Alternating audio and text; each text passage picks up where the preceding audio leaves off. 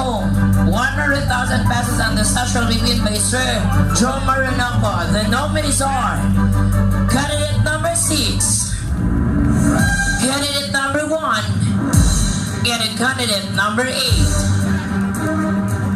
Our best in creative jeans attire is our candidate number 8.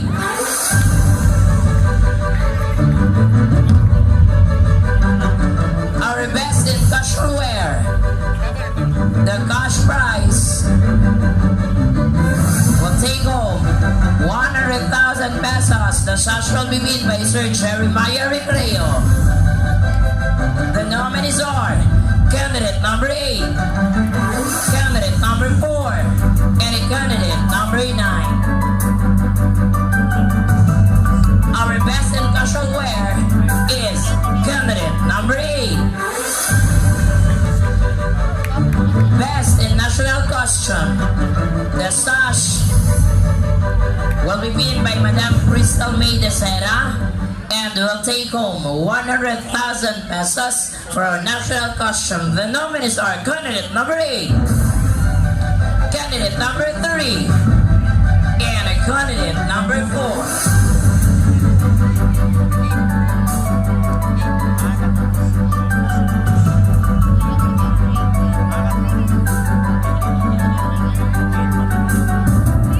Madam Crystal, can we pin the sash please?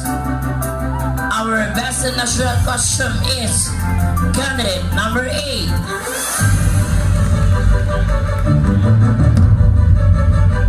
Price.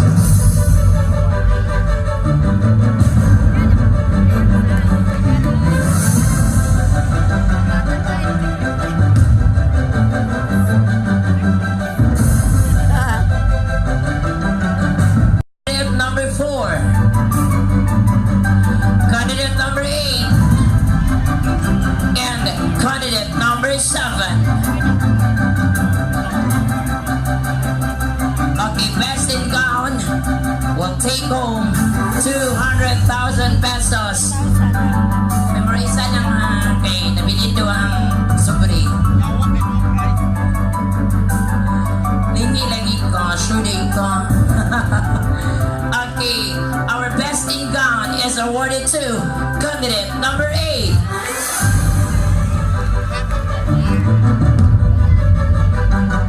The sash will be pinned by Sir Lumba.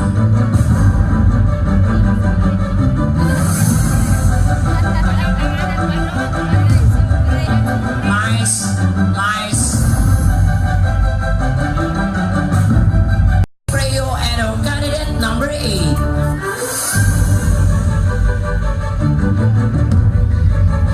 Our best in swimwear will take home 100,000 pesos.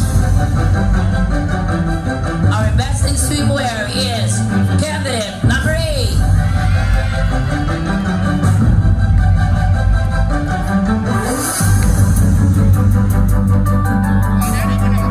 Best wala. Best in talent will take home 100,000 pesos. Unya na na ang supuri. The nominees are candidate number 8. Ay, candidate number 8 yan. Nakana the honor. Candidate number 8 ay excited. Alright, the talent. The nominees are candidate number 3, candidate number 4, and candidate number 6. Our best in talent is candidate number 6. The sash will be pinned by Sir Jomar Ranoco. Number 7.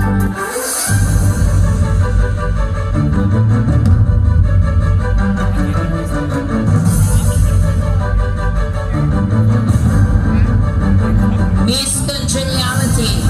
Miss Congeniality is awarded to candidate. Listen to that. The sash will be pinned by Sir Jeremiah Recreo. Our Miss Congeniality. The sash will be pinned by Sir Lumba.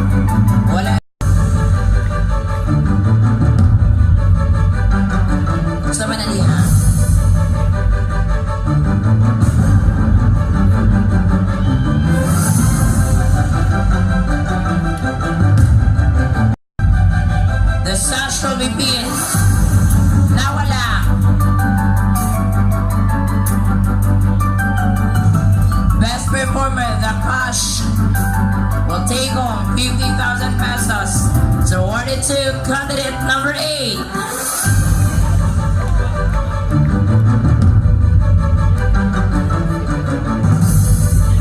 Okay na Mars, top 5.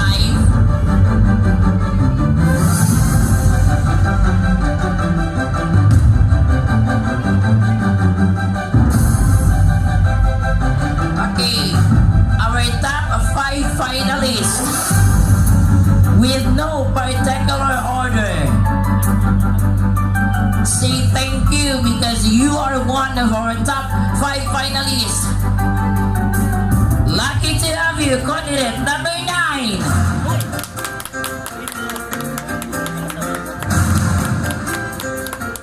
You are part of our top 5 finalists. Candidate number 8. Candidate number 4. Candidate number 3. And the last spot is for you. Candidate, who's your bed?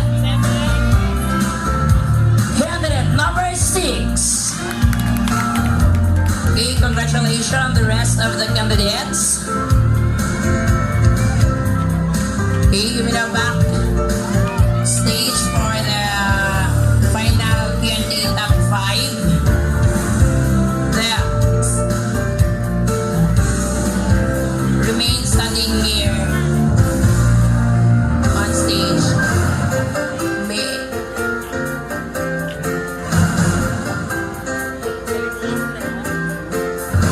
The microphone, please.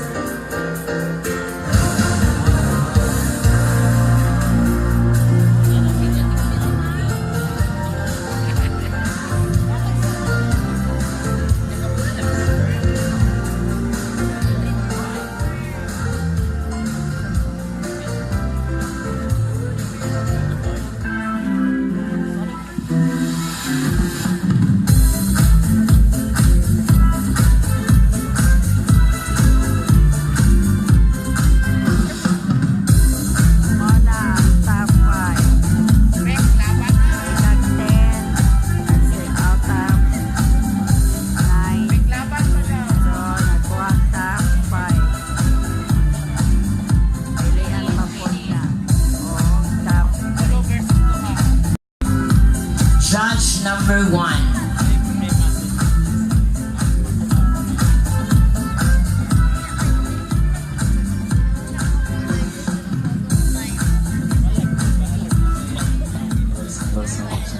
Okay, good evening, candidate number 9. Good evening to sir. Okay, so here is your question. Is it necessary that to become a gay, you must be talented? Again, is it necessary that to become a gay, you must be talented? Well, ladies and gentlemen, I do believe that every individual has their own uniqueness. And for me, the question is, a gay should be talented? For me, no. Ladies and gentlemen, it's not important if you are talented or not. As long as you live on yourself, as long as you believe in yourself and what you believe in, you can be a good Christian or a good citizen in this community and can be accepted. Ladies and gentlemen, being a gay, we should not only possess of being just one characteristic, but we should always believe and possess in 3 different characteristics wherein love, respect, and care. Ladies and gentlemen, these 3 characteristics are very important to the humanity because if we have love, we have peace. If we have care, we can share to each and every one of us, to those people who are in need. And if we have respect, therefore we can respect ourselves and we should respect others too. But ladies and gentlemen, if we tackle about respect, we should always respect first ourselves for other people, for us to be respected. Because ladies and gentlemen, as an individual, I believe in myself and my capacity and what I believe in. So ladies and gentlemen, If what you did for others will dies with you, and what you did for yourself will remain as is eternal. Because, ladies and gentlemen, it is very important for us that we can hold the hands of other people. We can touch their hearts. Because as an LGBT people, we should always have those three characteristics. Because that is very important to us to be accepted. Thank you, and once again, good evening.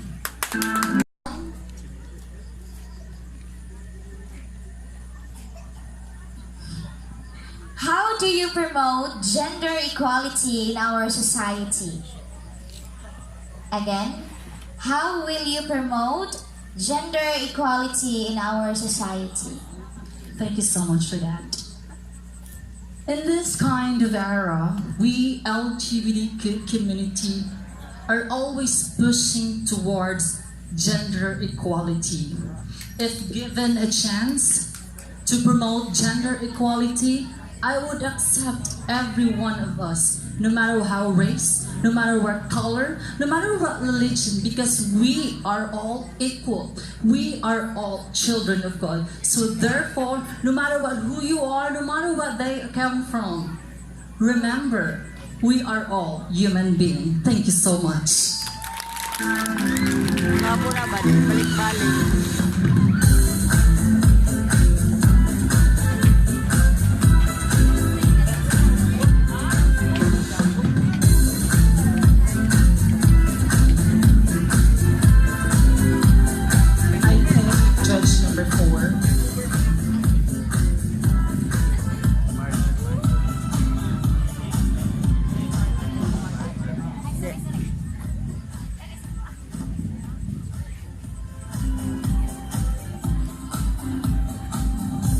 Okay, good evening, candidate number 4. Pleasant evening, sir. Okay, this is your question. For you, what is success?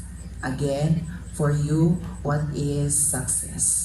Well, for me, ladies and gentlemen, practically speaking, success for me, it's not just about you pursue your dream, you pursue your education, you pursue life to the better. But for me, success for me is living in this world is the most successful thing that God has given. Ladies and gentlemen, it's not about you succeed in every field that we have. As long as you are happy, you are contented of what God has given. Because, ladies and gentlemen, in life, why don't we need to what do you call it? Why don't we try to absorb the 4 fundamentals of mathematics? We add positivity and subtract negativity for us to be able to achieve the love and the successful thing in this world that God has given. And let us divide it to the person that we encounter and for them to multiply it to the world. Because, ladies and gentlemen, the purpose of living in this world is not to be successful. The purpose of living in this world is just to spread love and happiness to the humanity. Thank you so much.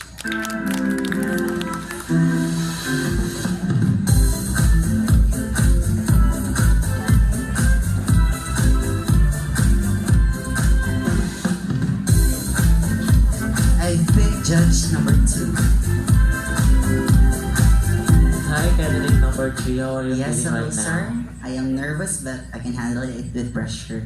Okay, I'll just make my question simple. So the question goes like this. What keeps you motivated to do more and be more? Again, what keeps you motivated to do more and be more? Well, living this kind of life, ladies and gentlemen, is quite challenging. Because as part of LGBTQ community, of course, we should have to embrace the real essence of positivity. What motivated me more, ladies and gentlemen, is my family. Yes, they fully accepted me for who and what am I right now. And I do believe that the love from family is already a motivation. It is a motivation for me to succeed in life, to continue the life that God has given me. And of course, actually, I experienced also a mild depression. And of course, it's not just a joke thing. But I realized in life that we should be happy. We should have to embrace a genuine happiness. And with that, I can able to produce or to absorb the real essence of happiness through my family. I can do more, I can do better because I am motivated with my family. Thank you and good evening.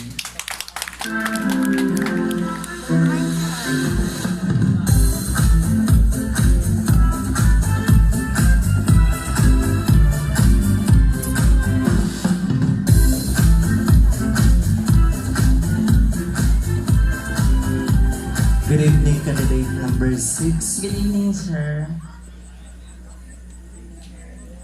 Okay, here's your question. As a member of the LGBTQ community, do you think that the ROTC is enough to promote patriotism on a Filipino youth nowadays? No one. Again, as a member of the LGBTQ community, do you think that the ROTC is enough to promote patriotism in Filipino youth nowadays, and why? Yes, sir. I believe that ROTC is enough. Because I always believe in Article number 9, Section 3, that no one shall not be deprived of life, liberty, property, and security for all the people. Thank you. Kay ka mo naanad man mo, kaya kitera man mo, ako napukus na lang gil ko, kayo di ko mag-heels, kurar akong tagahawak ninyo. So, tawa lagi mo ay. Okay.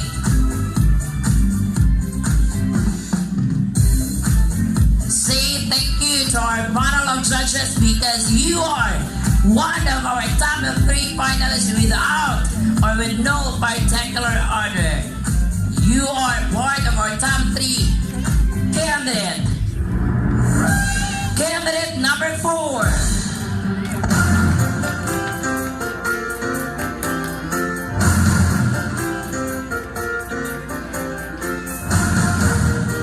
Hold your breath because you are our top 3 candidate number 3.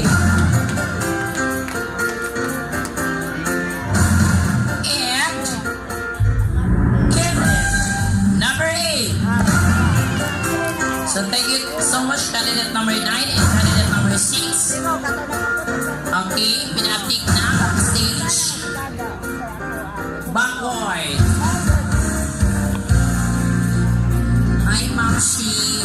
Tinatamag na kayo kay Ma'am Shi. Okay, pili na diya sa isa ka mga question. Kanang pinaptik na dayon.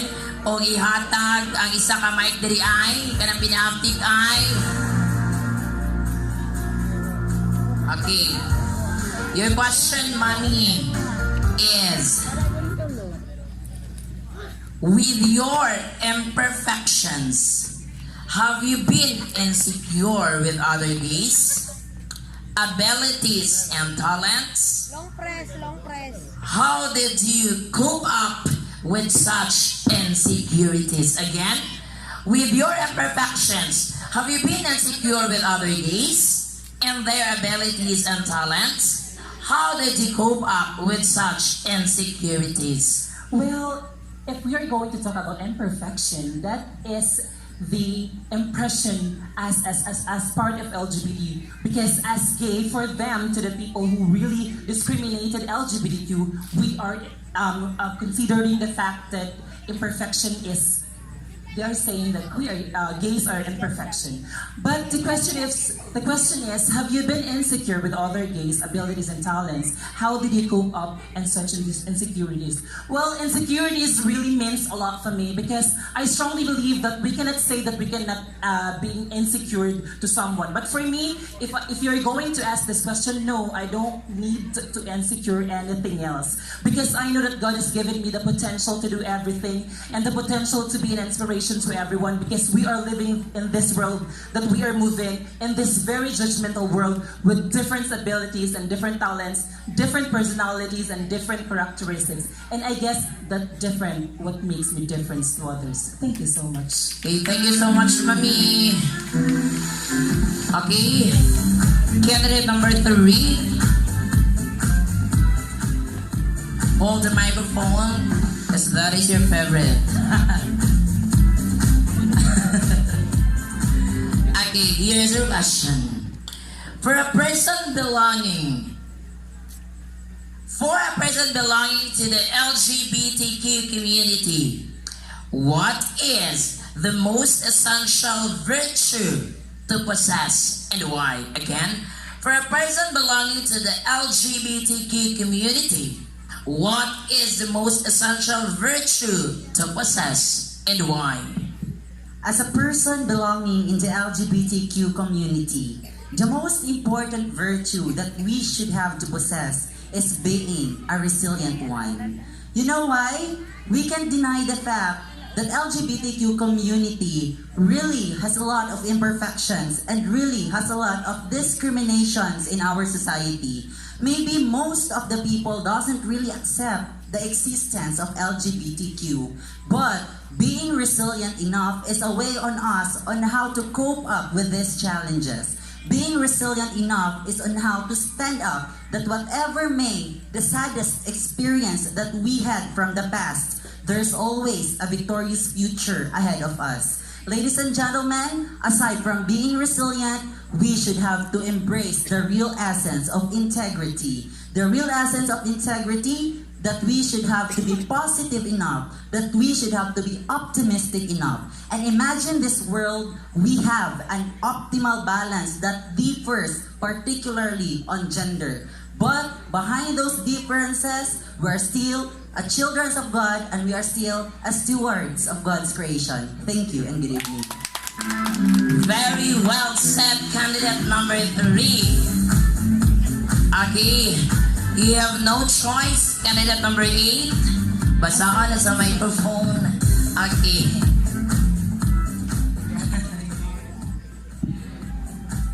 Mami, here's your question, back to back.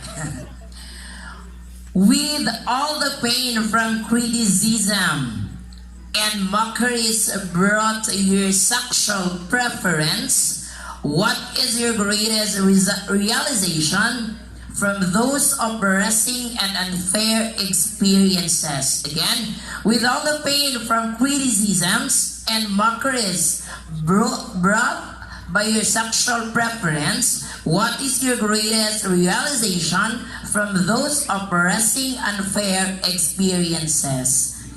Thank you so much for the very timely question. Ladies and gentlemen, every time I woke up in the morning, every day I see myself in the mirror, I always look a creation of God. But when I go outside on my house, I always feel the pain of the people trying to throw me. Mga bayot, salot sa lapunan, mga waypulos, nagdala og problema dali sa kalibutan. But then again, I stood up and realized everything. That they are just people trying to bring me down. But instead, I will stood up and say that I am a creation of God. No matter what they say, I am a creation. So therefore, ladies and gentlemen, we must always remember that no matter what would be happening in our life, we shouldn't just focus on the negative side, but instead be positive enough and realize that everything happens for a reason. And that reason, you must stronger be enough than any disaster. Thank you so much.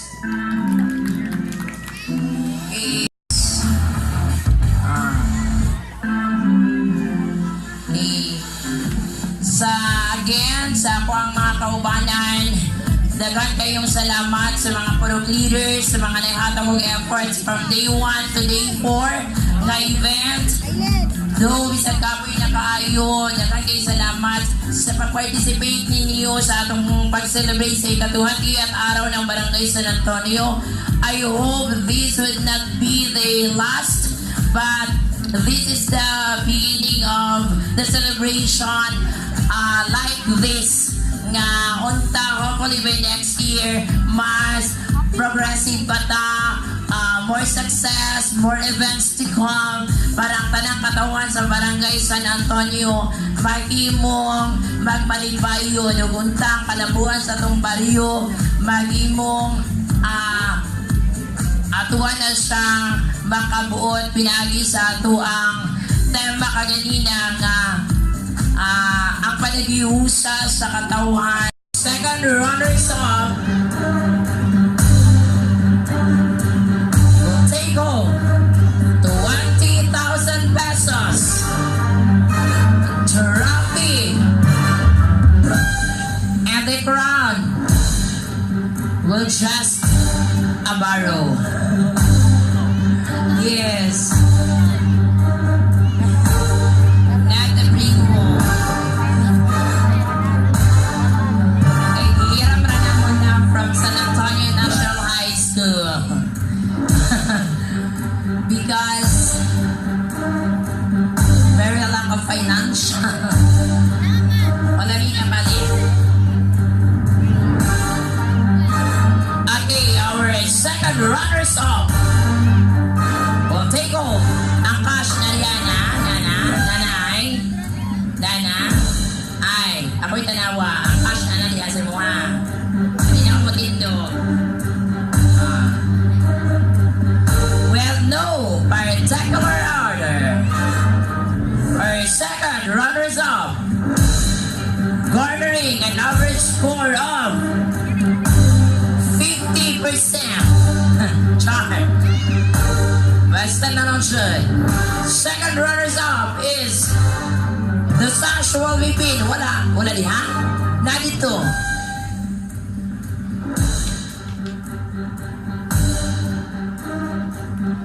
Nabaget ko na dyan sa akong header boy.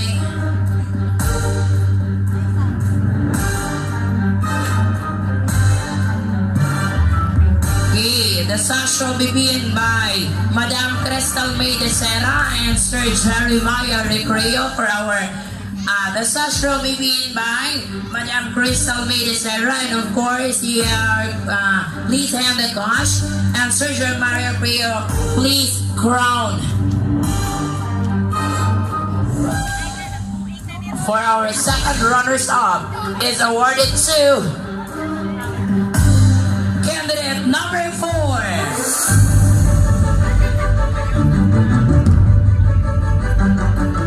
Ating na. Okay.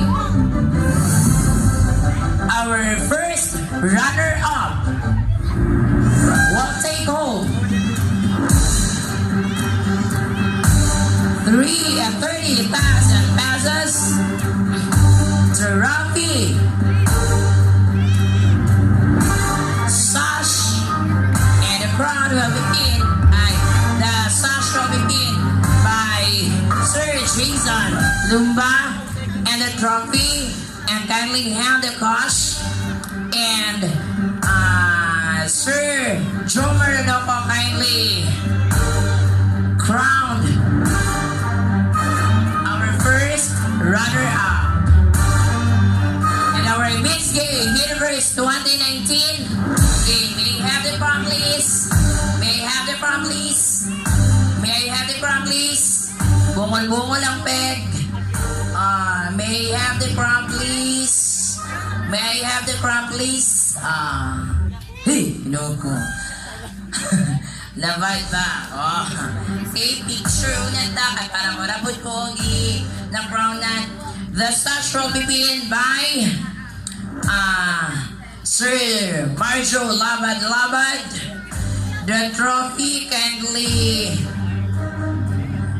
give the trophy to our Miss Gay Universe 2019, and of course the cash prize.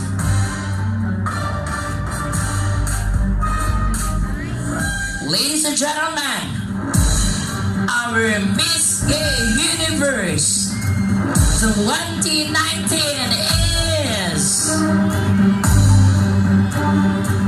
me. Hello, it's really question mo ay very serious. Our Miss Gay Universe 2019 is no other than Madam Crystal May de Serra. Our Miss Gay Universe 2019. Thank you so much to all the sponsors, financially, effort, ano pa, materials, and good. Thank you so much. Our Miss Gay Universe 2019. How's your beth, guys? 8? Okay. Thank you so much, Electro, for being for giving us light for tonight from day 1 to day 4. Thank you so much, J-Look Light Florentino. Thank you so much, our peacekeepers, headed by our Chair Committee on Peace and Order, Chito Millones.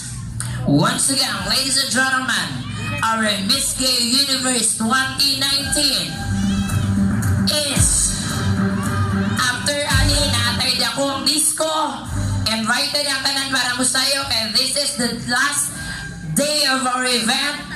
Mag-enjoy ang tanan, basta na lang siya. Okay, our Miss Gay Universe 2019. Mars, thank you so much for tabulating their scores. Salamat sa kayo, Mars. Sa tanang mga bisita nga niyali karon, daghan kayong salamat sa inyo ang makanunayong pagsuporta. Okay. Dugay no, kamo diri o. Ako diya maglingkod. Once again, ladies and gentlemen, our Miss Gay Universe will receive 400,000 pesos, trophy, sash, and a crown. It's just only a borrow. You don't know. Okay. Kita kami, wala na ako na pasalamatan, oy. Wala na. Akong self. Always naman yun, agay. Grabe pagbangag-bangag ninyo diri ay nag 1,000 din buhok ani ang play mo siya. Okay. Thank you with us as sponsor. Okay. Our Miss Gay Universe 2019. Same lagi mo color sa iyong gown. Same po mag earrings. Same po mag shoes. Same inyong kataas. Pero pariyasan mo inspired. Alawi ka ng coincidence ka, you know, Kuya Gar. Ay, basta. Okay. Our Miss Gay Universe 2019 is